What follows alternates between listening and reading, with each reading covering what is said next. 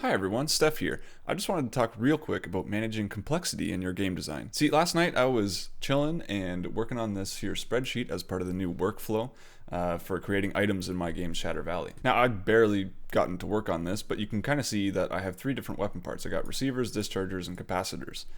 Each of these have their own set of stats that come together to form a weapon when you put them together. Now, the idea of the spreadsheet workflow is that I can put in all the stats here, have comparisons between them, and have nice gradient or color highlighting of things to show that, this weapon has very high DPS, this weapon has low DPS or whatever, or this part, I should say.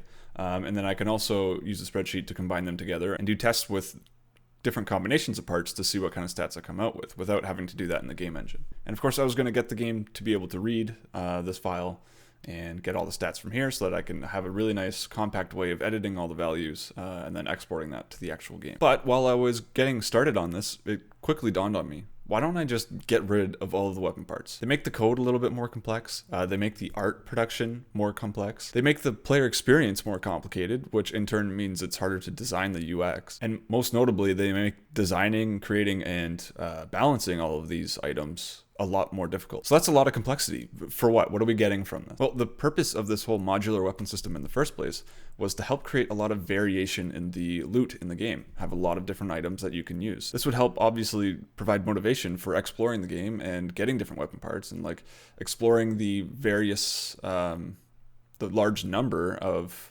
weapons that you can kind of create in the game. But I can still achieve that without these weapon parts. Like I can still do that with just like a good number of unique weapons or semi-unique weapons, right?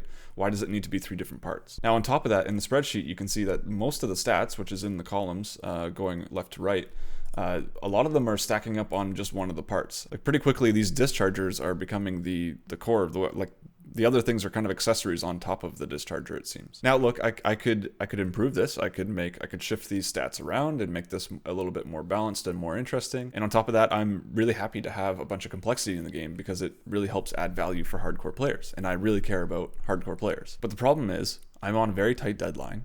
I want to get this game out by the end of the year. And this kind of design complexity can really hit you in the side of the face without you noticing as a major time risk. I already have all the gameplay code for this system in place. You can pick up different weapon parts in the game, combine them to make weapons, and use those weapons. But even despite that, this system, the remainder of it, like the designing of the different parts, could potentially cost me months. And I only have months. I can't afford to lose a month to balancing or rebalancing some weapon parts because it's not quite working out. So I still like this system. I like the idea, and maybe it's in the cards for the future. But for this game, it's got to go. And that just seems so obvious now. The cost to reward ratio is just not there. And it's easy to not notice that this cost to reward ratio is not great because people tend to underestimate the cost of the design side of it. Like it seems like a great idea in your head, but then once you start actually implementing different weapon parts, different dischargers and different receivers,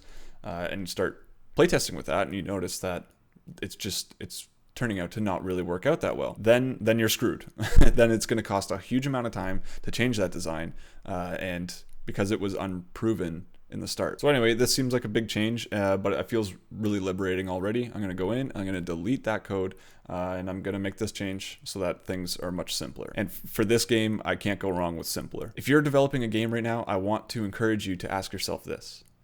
What part of my game has the worst complexity to reward ratio? And what would happen if I just nuked it, right? Would it be so bad if I just removed that complexity?